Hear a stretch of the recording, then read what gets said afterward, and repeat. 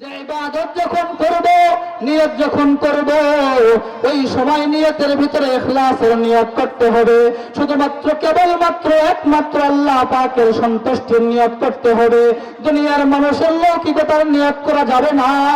মানুষ আমাকে ইবাদত বুঝারে বলবেন, এই জন্য আমি ইবাদত করব, বিষয়টা এমন হওয়া যাবে না।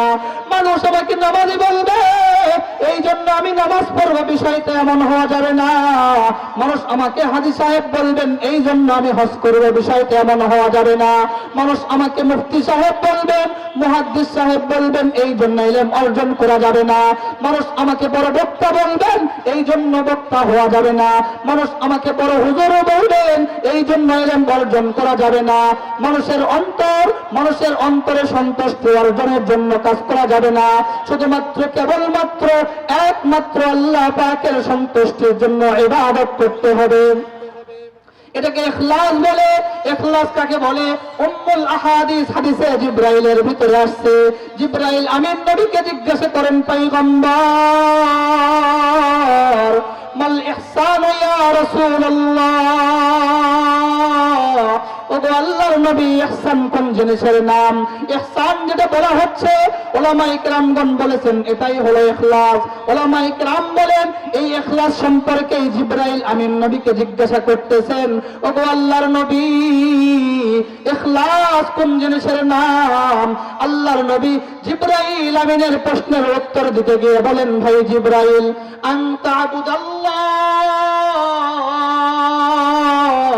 কান্নাকা তারাহু ফাইন লাম তাকুন তারাহু ফাইন্নাহু ইয়ারাক। ভাই জিবরাইল, ইখলাস হলো তুমি যখন কোন ইবাদত করার জন্য আল্লাহ পাকের সামনে দণ্ডায়মান হবা, নামাজ পড়ার জন্য যখন যাই নামাজে দাঁড়াইবা, নামাজ পড়ার জন্য যখন তুমি মসজিদে গিয়ে দাঁড়াবা, অথবা হজ করার জন্য যখন তুমি খানায় কাবার সামনে দাঁড়াবা, অথবা কুরবানি জবাই করার জন্য যখন তুমি পশুর সামনে দাঁড়াবা, অথবা যাকাত দেওয়ার জন্য যখন তুমি তোমার মালকে নিয়ে অন্যের মানুষের কাছে হস্তান্তর করবা, ওই সময় তোমার নিয়ত এমন খালেস করবা যেন তুমি চোখ বন্ধ করলেই আল্লাহ পাককে দেখতে পাও।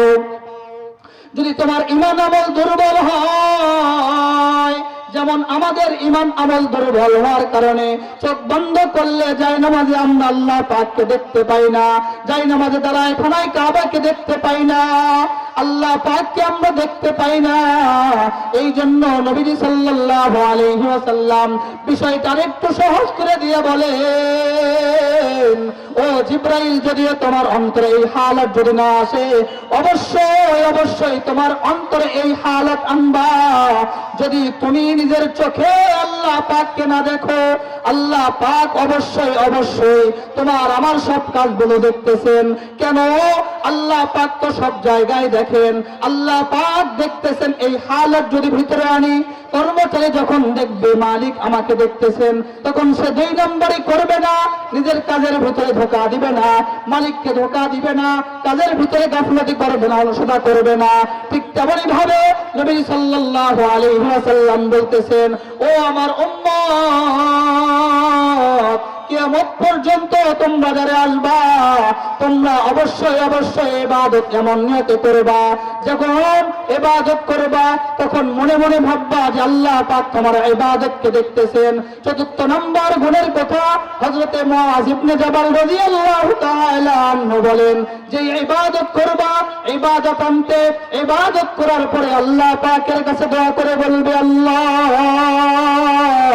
যেইভাবে ইবাদত করার কথা, যেভাবে আপনি ইবাদত করার কথা বলেছেন, যেভাবে নবী আমাদেরকে ইবাদত করার কথা শিক্ষা দিয়েছেন, যেভাবে ইবাদত করার কথা উলামায়ে কেরামগণ আমাদেরকে শিক্ষা দিয়েছেন, ওইভাবে ইবাদত তো আমি আপনি করতে পারি নাই। ওইভাবে ইবাদত ونشهد أن لا إله إلا الله وحده لا شريك له ونشهد أن سيدنا وسندنا وحبيبنا وحبيب ربنا وطبيبنا وطبيب قلوبنا وأولانا ومولانا محمدا عبده ورسوله وبعد فأعوذ بالله من الشيطان الرجيم بسم الله الرحمن الرحيم الذي خلق الموت والحياة ليبلوكم أيكم أحسن عملا وهو العزيز الغفور وقال صاحب القرآن صلى الله عليه وآله وسلم الدنيا خلقت لكم وأنتم خلقتم للآخرة أو كما قال النبي عليه الصلاة والسلام اللهم صل على روح محمد في الأرواح وعلى جسد محمد في الأجساد وعلى قلب محمد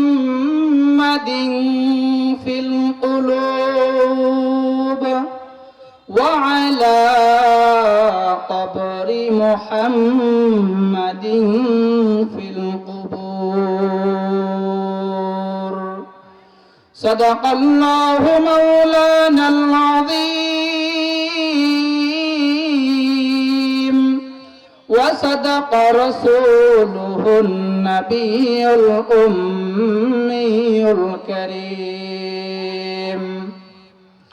ونحن على ذلك من الشاهدين والشاكرين والذاكرين والحمد لله رب العالمين الحمد لله সর্বোপরি লক্ষ কোটি শুকর ও সুজুদ সেই মহান রব্বুল আলামিনের আলিশান দরবারে যে মহান রব্বুল আলামিন ফিতনা ফাসাদের জামানায় মহামারীর জামানায় ভাইরাসের জামানায় দুর্যোগের জামানায় অভাব অনটনের জামানায় দুর্ভিক্ষের জামানায় সংকটের জামানায় বিপর্যয়ের জামানায় আমাকে আপনাদেরকে দয়া করে মায়া করে মোহাব্বত করে ভালোবেসে আমাদের হায়াতকে এ পর্যন্ত দীর্ঘায়িত করে সুস্থ সবল রেখে বগুড়া জেলার ঐতিহ্যবাহী দ্বীনি শিক্ষা প্রতিষ্ঠান মাখজান উলুম কওমি মাদ্রাসার উদ্যোগে আয়োজিত বিরাট ওয়াজ মাহফিল এর প্যান্ডেলে আসা বসা ও আমাকে কিছু কথাবার্তা বলা ও আপনাদেরকে শুনবার মতো তৌফিক দান করেছেন। নিয়ামতের শুকর আদায়ার্থে মুসলমান হিসেবে আওয়াজ উচ্চ কণ্ঠে ইমানের আওয়াজকে উঁচু করে সকলেই কালিমাতুর শুকর পাঠ করি, সকলেই বলি আলহামদুলিল্লাহ। লক্ষ কোটি দরুদ ও সালাম বর্ষিত হোক সেই মহামানবের প্রতি যিনি সাইয়্যিদুল মুরসালিন রাহমাতুল লিল আলামিন শফিউল মুজনিবিন সাইয়্যিদুস সাকলাইন আকায়ে নামদার মদিনাহ কা তাজদার সাকিয়ে কাউসার শফিয়ে মাহশার যিনার সুন্নাত নাম হযরত মুহাম্মদুর রাসূলুল্লাহ, সকলেই বলি সাল্লাল্লাহু আলাইহি ওয়াসাল্লাম। মুআজ্জাজ মুহতারাম সম্মানিত উপস্থিতি, আমি আপনাদের সম্মুখে কোরআনুল কারীমের সুপরিচিত একটি সূরা সূরাতুল মুলক থেকে ২ নম্বর আয়াত পাঠ করেছি। বিশ্বনবী, শ্রেষ্ঠ নবী, মহানবী, জিন্দা নবী সাল্লাল্লাহু আলাইহি ওয়া আলিহি ওয়াসাল্লামের অসংখ্য অগণিত অমীয় বাণী পবিত্র হাদিস শরীফ হতে একটি হাদিস পাঠ করেছি। আপনাদের সম্মুখে অল্প কিছুক্ষণ দ্বীনি মাসআলা মুযাকারা করব। এর বিষয়বস্তু হবে সৃষ্টির লক্ষ্য ও উদ্দেশ্য। প্রথমেই মনে রাখবেন, পৃথিবীতে কোনো মানুষ টার্গেটবিহীন কাজ করে না। কেউ টার্গেটবিহীন কাজ করে না। সহজে বোঝাবার জন্য বলছি, আমি এখানে আসছি, আমার কাজের পিছনে এক টার্গেট আছে। আপনারা এখানে এতগুলো শ্রোতা উপস্থিত হয়েছেন, আপনাদের এখানে আসার পিছনে টার্গেট আছে। মাদ্রাসার পক্ষ থেকে মাহফিলের আয়োজন করা হয়েছে, কাজের পিছনে টার্গেট আছে। পৃথিবীতে কোনো মানুষ টার্গেটবিহীন কাজ করে না, কেউ করবে না। শুধুমাত্র কেবলমাত্র একমাত্র আমরা দেখতে পাই সমাজে দুই শ্রেণীর মানুষ নিজের টার্গেটবিহীন কাজ করে। নাম্বার এক, অপ্রাপ্ত শিশু, যে এখনো প্রাপ্ত বয়স্ক উপনীত হয় নাই, এর কাজের পিছনে কোনো টার্গেট নাই। এখনই এক কাজ করে, একটু পরে আবার তার প্রতিদ্বন্দ্বী ভিন্ন কাজ করে বসে। ঠিক। নাম্বার দুই, মস্তিষ্কের ভারসাম্যহীন পাগল, এরও কাজের পিছনে কোনো টার্গেট থাকে না। কিন্তু আল্লাহ পাক এই দুই শ্রেণীর কোন শ্রেণীতে পড়েন না। অবশ্যই আল্লাহ পাক যে এই পৃথিবী থেকে বানিয়েছেন, এর পিছনে কোনো টার্গেট, কোনো লক্ষ্য, কোনো উদ্দেশ্য অবশ্যই আছে। কোরআন ও হাদিসের আলোকে এই লক্ষ্য উদ্দেশ্যটাই আমরা জানি। ফাঁকে ফাঁকে প্রাসঙ্গিক বা আনুষঙ্গিক মুফাসসিরিন ও মুহাদ্দিসিনের কিছু লেখা কথা পুনরাবৃত্তি করে আপনাদেরকে শোনাবো। দেখা যাক কতদূর যাওয়া যায়। প্রথমেই আল্লাহ পাক কোরআনুল কারীমের আয়াতের ভিতরে বলছেন,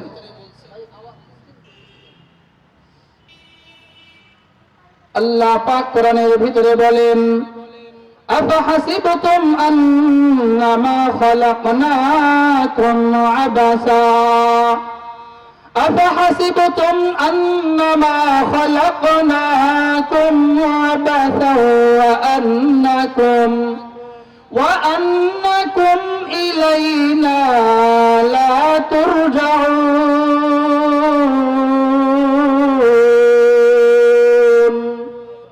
আল্লাহ পাক ডাক দিয়ে বলেন, কি দুনিয়ার মানুষ, তোমরা এমন মনে করেছো নাকি যে আল্লাহ পাক তোমাদেরকে অনর্থক বানিয়েছে এবং তোমরা পুনরায় আল্লাহ পাকের কাছে ফিরে আসবে না?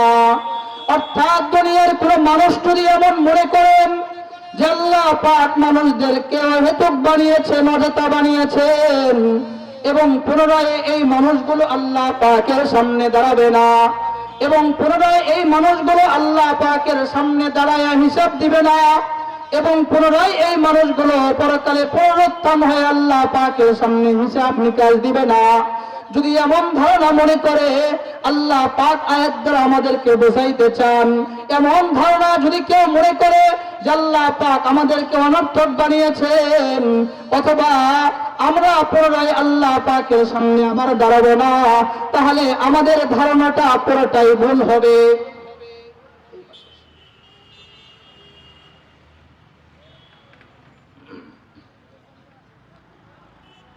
ভিন্ন আয়াতের ভিতরে আল্লাহ রব্বে কারীম ডাক দিয়ে বলেন, কাইফা তাকফুরুনা বিল্লাহ ওয়া কুনতুম আমওয়াতান ফাআহইয়াকুম সুম্মা ইউমীতুকুম সুম্মা ইউহয়ীকুম সুম্মা ইলাইহি তুরজাউন। আল্লাহ পাক ডাক দিয়ে বলতেছেন, কি হবে দুনিয়াবাসী আমি আল্লাহ পাকের সাথে কুফরি করে, তারা কেমনে আমি আল্লাহ পাককে অস্বীকার করে, ওয়াকুনতুম আমওয়াতা, অথচ দুনিয়ার সব মানুষ ছিল মৃত, এই মানুষগুলোর কোনো অস্তিত্ব ছিল না। আল্লাহ পাক দয়া করে ভালোবেসে মোহাব্বত করে এই মানুষগুলোকে অস্তিত্ব দান করেছেন। সুম্মা ইউমীতুকুম, এক পর্যায়ে এই মানুষ আবার ইন্তেকাল করবে। সুম্মা ইউহয়ীকুম, এরপরে আল্লাহ পাক এই মানুষকে আবার জীবিত করবেন। সুম্মা ইলাইহি তুরজাউন, অতঃপর এই সব মানুষগুলো আবার আল্লাহ পাকের কাছে ফিরে আসবে, আল্লাহ পাকের সামনে দাঁড়ায় দাঁড়ায় দাঁড়ায় দাঁড়ায় সব জিনিসের হিসাব দিবে। তাহলে প্রথম আয়াতে বুঝলাম আল্লাহ অনর্থক বানায় নাই। দ্বিতীয় আয়াতে বুঝলাম আল্লাহ পাকের সামনে দাঁড়াতে হবে, হিসাব দিতে হবে। এবার তৃতীয় আয়াতের দিকে যাই। আল্লাহ পাক ডাক দিয়ে বলেন, ওয়ামা খালাকতুল জিন্না ওয়াল ইনসা ইল্লা লিয়াবুদুন। আল্লাহু আকবার বলেন। আল্লাহ পাক ডাক দিয়ে বলতেছেন যে আমি দুনিয়াতে মানুষ এবং জিন জাতিকে সৃষ্টি করেছি শুধু আমার ইবাদতের জন্য, শুধু ইবাদতের জন্য আল্লাহ পাক দুনিয়াতে মানুষকে বানিয়েছেন। আল্লাহ পাক দুনিয়াতে বিভিন্ন শ্রেণী পেশা গ্রহণ করার জন্য মানুষকে বানান নাই। আল্লাহ পাক দুনিয়াতে মানুষকে ড্রাইভারি করার জন্য বানায় নাই। আল্লাহ পাক এই মানুষকে দুনিয়াতে কৃষি কাজ করার জন্য বানায় নাই। আল্লাহ পাক মানুষকে ডাক্তারি করার জন্য দুনিয়াতে প্রেরণ করেন নাই। আল্লাহ পাক এই মানুষকে দুনিয়াতে বিভিন্ন শ্রেণী পেশা, যেগুলো আমরা দুই চোখে দেখি বা না দেখি, আমাদের চোখে পড়ুক বা না পড়ুক, আল্লাহ পাক যেগুলো মানুষকে বানিয়েছেন সব মানুষকে আল্লাহ পাক বানিয়েছেন শুধু তোমার ইবাদত করার জন্য। ইবাদতটা কেমন হবে, কেমন ইবাদতের জন্য আল্লাহ পাক বানিয়েছেন, এ কথাও আল্লাহ পাক সূরাতুল মুলকের 2 নম্বর আয়াতের ভিতরে বললেন। যে আয়াতটি আমি আপনাদের সম্মুখে খুতবার ভিতরে পাঠ করেছি। আল্লাহ পাক ডাক দিয়ে বলেন, الذي خلق الموت والحياة ليبلوكم أيكم أحسن عملا وهو العزيز الغفور। আল্লাহ পাক ডাক দিয়ে বলেন যে আমি আল্লাহ পাক মানুষের হায়াতকে সৃষ্টি করেছি, যে আমি আল্লাহ পাক মানুষের মওতকে সৃষ্টি করেছি। আল্লাহ পাক চাইলে মানুষকে জীবিত করতে পারেন, আবার আল্লাহ পাক চাইলে জীবিত মানুষকে মৃত করতে পারেন।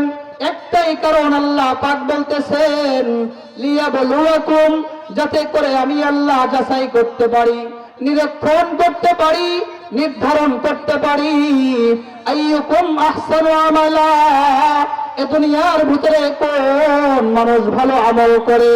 প্রসিদ্ধ ব্যাখ্যার কিতাব, প্রসিদ্ধ তাফসীরের কিতাবের ভিতরে একটা কথা বারবার বারবার করে আসছে যে আল্লাহ পাক আয়াতের ভিতরে আহসানু আমালা বলেছেন, আকসারু আমালা বলেন নাই। অর্থাৎ আল্লাহ পাক চান বান্দার ভালো আমলকে, বান্দা ভালো আমল করবে এটাই আল্লাহ পাক চান। বান্দা বেশি ইবাদত করবেন আল্লাহ পাক এমন চায় না। এ কথাই নবী সাল্লাল্লাহু আলাইহি ওয়াসাল্লাম উনি ওনার হাদিসের মধ্যে বলেছেন, ক্বালান নবী সাল্লাল্লাহু আলাইহি ওয়া আলিহি ওয়াসাল্লাম আখলিস দীনাকা ইয়াকফিকাল আমালুল কলিল। বান্দা তুমি তোমার দ্বীনকে পরিশুদ্ধ করো, তুমি তোমার ইবাদতকে পরিশুদ্ধ করো, তুমি তোমার ইসলাম ধর্মের ভিতরে যেগুলো কাজ করো সেগুলোকে পরিশুদ্ধতার সাথে করো। অল্প আমলে তোমার নাজাতের জন্য যথেষ্ট হয়ে যাবে। তার মানে নবীও বলেন যে উম্মত তোমার বেশি ইবাদত করতে হবে না, যেটা করবে সেটা যেন ভালো হয় এই চেষ্টা করবা। এখন আমাদের জানতে হবে কোন ইবাদতটা আল্লাহ পাকের কাছে আহসান, কোনটা আল্লাহ পাকের কাছে পছন্দ, কোনটাকে আল্লাহ পাক গ্রহণ করবেন আর কোনটা আল্লাহ পাক গ্রহণ করবেন না, এটা আপনার আমার জানতে হবে। এজন্য যদি আমরা নবীজির হাদিসকে সামনে রাখি, নবীজির এক প্রিয় সাহাবী হযরত মুআয ইবনে জাবাল রাদিয়াল্লাহু তাআলা আনহু, মুআয ইবনে জাবাল রাদিয়াল্লাহু তাআলা আনহু এই আয়াতকে সামনে রেখে নবীজির একটা হাদিস দ্বারা ব্যাখ্যা করেছেন। উনি বর্ণনা করে বলেন, আল্লাহ পাক যে মানুষের কাছে ভালো আমল চান, যেই আমলের ভিতরে 4 গুণ পাওয়া যাবে ওই আমলটা আল্লাহ পাক পছন্দ করবেন। আর যেই আমলের ভিতরে 4 গুণ নাই ওই আমলটা আল্লাহ পাক পছন্দ করবেন না। ওই আমলের বিনিময়ে আল্লাহ পাক মানুষদেরকে নাজাত দিবেন না, ওই আমলের বিনিময়ে আল্লাহ পাক মানুষদেরকে পরকালে জান্নাত দিবেন না। কি সেই 4 গুণ? এমন গুরুত্বপূর্ণ গুণগুলোকে আপনার আমার জানতে হবে, তারপরে আমি আমল করব। মুআয ইবনে জাবাল রাদিয়াল্লাহু তাআলা আনহু বলেন, 4 গুণের ভিতরে 1 নম্বর গুণের নাম হলো ইলম। ইলম অর্জন করতে হবে, যেই কাজ করতে হবে, যেই কাজ করব ওই কাজের জ্ঞান অর্জন করতে হবে। যেই মাদ্রাসার মাহফিলের মধ্যে আমরা উপস্থিত হয়েছি, বগুড়াবাসীদেরকে আমি উদারত আহ্বান জানাই, আপনার সন্তানকে আপনি ইংলিশ মিডিয়ায় দিয়ে লাভ হবে না। আপনার সন্তানকে আপনি স্কুল কলেজ ইউনিভার্সিটিতে দিলে আপনার সন্তান পাকা মানুষ হতে পারবে না, সমাজের শ্রেষ্ঠ সন্তান হতে পারবে না। এই মাদ্রাসাগুলোতে ইলম শিক্ষা দেওয়া হয়। মুসলমান হিসেবে আপনার সন্তান মুসলিম ঐতিহ্যকে রক্ষা করার জন্য, মুসলিম ঐতিহ্যকে রক্ষা করে এর উপরে জীবনযাপন করে মুসলিম ঐতিহ্য নিয়ে ইন্তেকালের জন্য দ্বীনি ইলম অবশ্যই আপনার সন্তানকে শিক্ষা দিতে হবে। এই শিক্ষা দেওয়ার জন্য বগুড়া জেলায় মাখজানুল উলুম নামে একটা প্রতিষ্ঠান প্রতিষ্ঠিত হয়েছে। আমাদের ভাগ্য বড়ই ভালো, আমরা আগে কোনোদিন আল্লাহ পাকের কাছে দোয়া করে বলি নাই, আল্লাহ যে আমাদের এই কৈপাড়ায় আপনি এরকম একটা দ্বীনি প্রতিষ্ঠান দান করেন। আল্লাহ পাক নিজের ইহসান, নিজের অনুগ্রহ, নিজের দয়া করে উলামায়ে কেরামের অন্তরের ভিতরে একটা মাদ্রাসার কথা বলে দিয়েছেন। আল্লাহ পাকের দয়ায়, আল্লাহ পাকের ইশারায় আপনাদের এই মহল্লার ভিতরে, এই এলাকার ভিতরে দ্বীনি প্রতিষ্ঠান মাখজানুল উলুম প্রতিষ্ঠা হয়ে গেছে। সুবহানাল্লাহ। এই মাদ্রাসায় ইলম শিক্ষা দেওয়া হয়।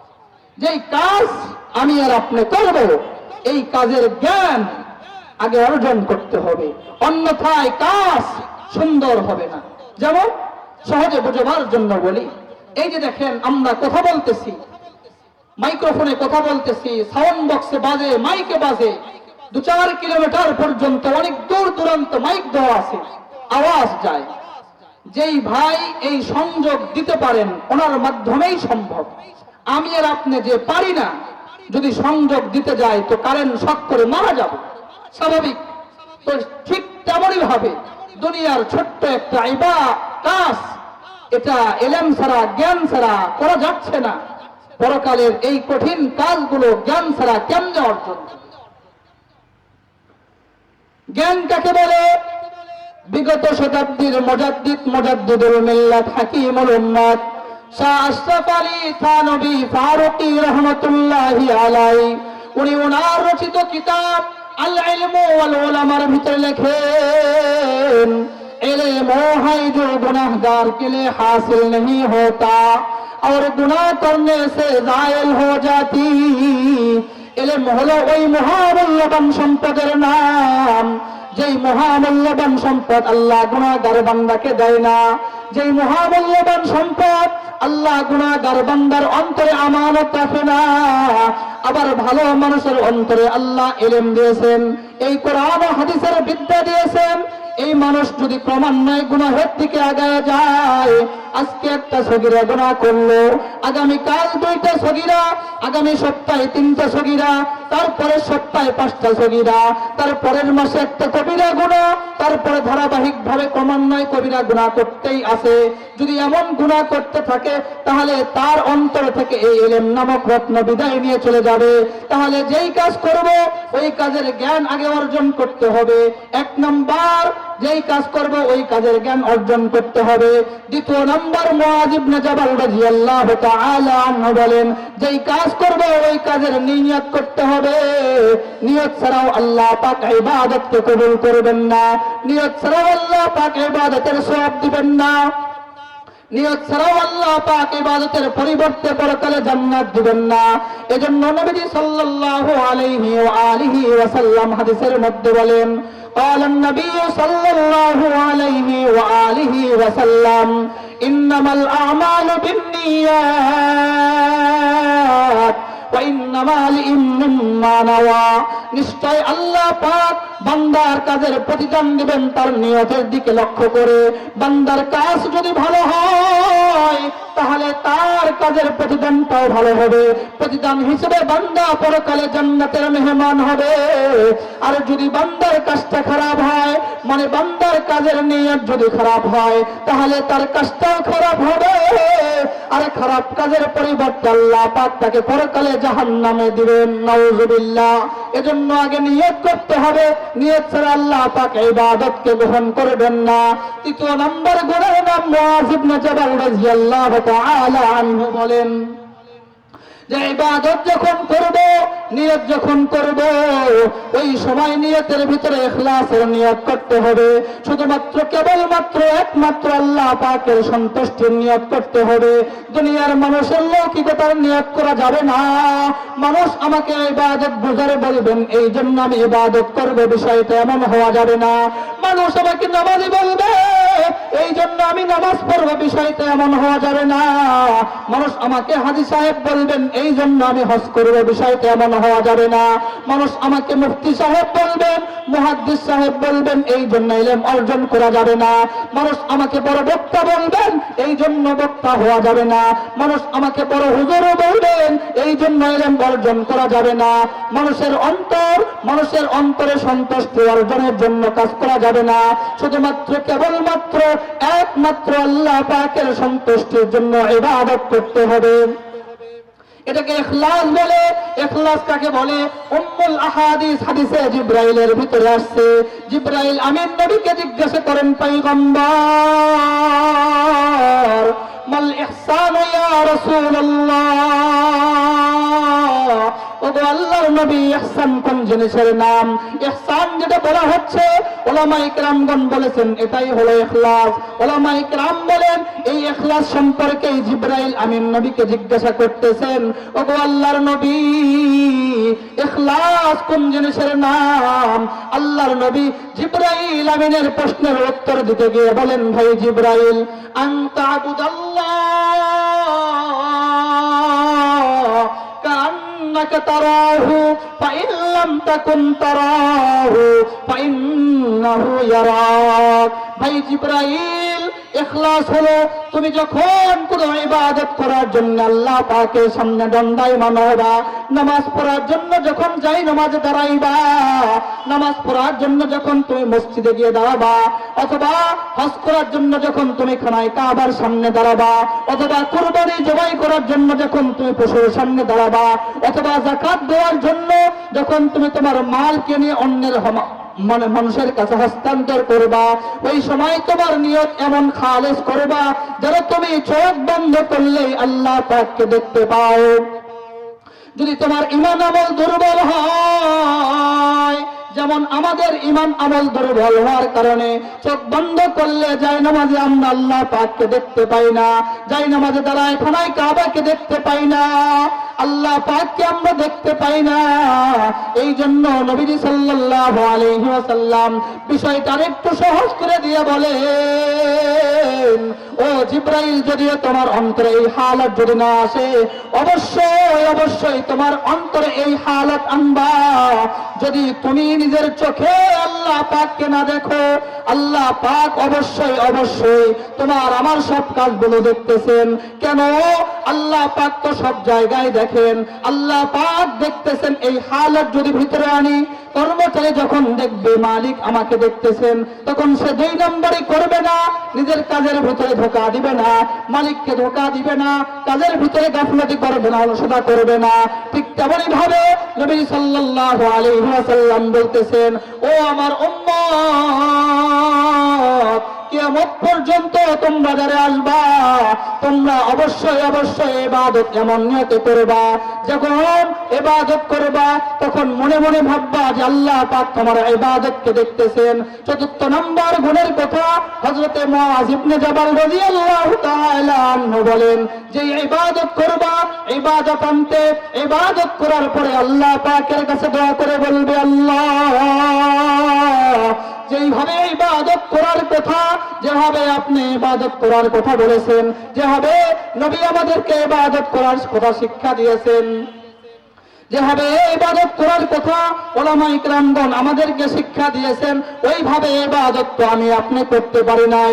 ওইভাবে ইবাদত করাই, ইবাদত আনতে নামাজের পরে আল্লাহ পাকের কাছে দোয়া করে বলে, আল্লাহ নামাজটা নামাজের মতো হয় নাই, অবশ্যই নামাজটা নামাজের মতো হয় নাই, তবে আমি আপনার কাছে দোয়া করতেছি নবী যেভাবে পড়েছেন, সাহাবায়ে কেরামগণ যেভাবে পড়েছেন, ওইভাবে আপনি কবুল করে নেন।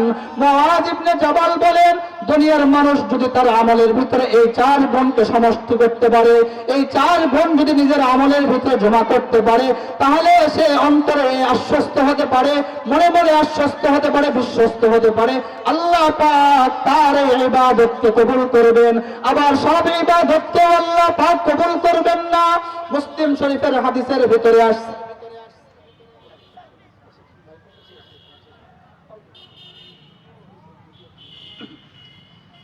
মুসলিম শরীফের মধ্যে হাদিস আসছে, নবীজি সাল্লাল্লাহু আলাইহি ওয়া আলিহি ওয়াসাল্লাম বলেন, লা ইউনজি আহাদু উম্মতি বিআমালি ইলা ওয়ালা আনতা ইয়া রাসূলুল্লাহ, ক্বালা ওয়ালা আনা ইল্লা আইয়াতাগাম্মাদানি আল্লাহু বিরহমাতি।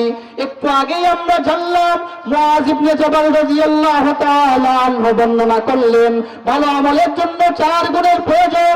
1 নম্বর ইলম অর্জন করা, 2 নম্বর নিয়ত করা, 3 নম্বর ইখলাসের নিয়ত করা, 4 নম্বর ইবাদত করার পর আল্লাহ পাকের কাছে দোয়া করা। এই ইবাদত যে করলাম, এই ইবাদতের মাধ্যমে কি পরকালে নাজাত পাওয়া সম্ভব কিনা?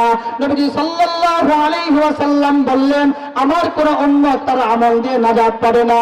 এক সাহাবী দাঁড়ায় প্রশ্ন করে বসলেন, ওগো আল্লাহর নবী, আমরা না হয় আমাদের ইবাদত দিয়ে নাজাত পাবো না, কিন্তু আপনার হালতটা কি হবে? নবী, আপনার হালতটা কি হবে? আপনি নবী কি আপনার ইবাদত দিয়ে জান্নাত পাবেন নাকি? নবী বলেন, ওয়ালা আনা, না সাহাবী, আমি আমার ইবাদত দিয়ে নাজাত পাবো না, আমি নবী আমার ইবাদত দিয়ে জান্নাত পাবো না, ইল্লা আইয়াতাগাম্মাদানি আল্লাহু বিরহমাতি। তবে যদি আল্লাহ পাক উনি ওনার রহমতের চাদর দিয়ে আমি নবীকে আবৃত করে নেন, তাহলে আমি নবী ওই রহমতের কারণে নাজাত পাবো, অন্যথায় আমি নবীও আমার আমল দিয়ে জান্নাত পাবো না। শামাইলে তিরমিজি হাদিসের কিতাবের ভিতরে হাদিস আসছে, আম্মা জানা আয়েশা রাদিয়াল্লাহু তাআলা আনহা বর্ণনা করেন, আমাদের নবী মুহাম্মদুর রাসূলুল্লাহ সাল্লাল্লাহু আলাইহি ওয়াসাল্লাম দিনের সূচনা লগ্ন থেকে নিয়ে সন্ধ্যা পর্যন্ত পুরো মক্কা মদিনাবাসীদেরকে কালেমার দাওয়াত দেয়। এ নবী যখন সন্ধ্যাবেলা ঘরে ফিরেন, ওই সময় দাঁড়ায় দাঁড়ায় এ পরিমাণ ইবাদত করেন, এ পরিমাণ তাহাজ্জুদের নামাজ আদায় করেন। আম্মা জানা আয়েশা বলেন, নবীজির পা মোবারক ফুলে যায়। চিন্তা করেন ভাই, দুনিয়াতে আমরা 10 ঘন্টা লাগাতার দাঁড়ায় থাকলে পা ফুলে না, 20 ঘন্টা দাঁড়ায় থাকলে পা ফুলে না, আল্লাহর নবীর পা ফুলে যেতেন, তার মানে নবীজি কি পরিমাণ ইবাদত করতেন। এই নবী আমাদেরকে শিক্ষা দিলেন, বেশি ইবাদত করতে হবে না, সব সময় নামাজ পড়বে, বিষয়টা এমন নয়, সামাজিকতাও রক্ষা করবা, কিন্তু যখন ইবাদত করবা ভালো ইবাদত করার চেষ্টা করবা। বগুড়া মসজিদেরকে আমি দাওয়াত দিতে চাই, 4 গুণের ইবাদতটা আমরা অবশ্যই করব। 4 গুণের সমষ্টি ইবাদত যদি করি, আল্লাহ পাক এর ওসিলা করে আপনার আমার নাজাতের ফয়সালা করবেন। সকলে বলেন সুবহানাল্লাহ। তাহলে আমরা জানতে পারলাম 4 গুণের ইবাদত করতে হবে। আমি সহ আপনাদের সকলকে আল্লাহ পাক এই 4 গুণের সমষ্টি ইবাদত করার তৌফিক দান করুন। সকলে বলেন আমিন।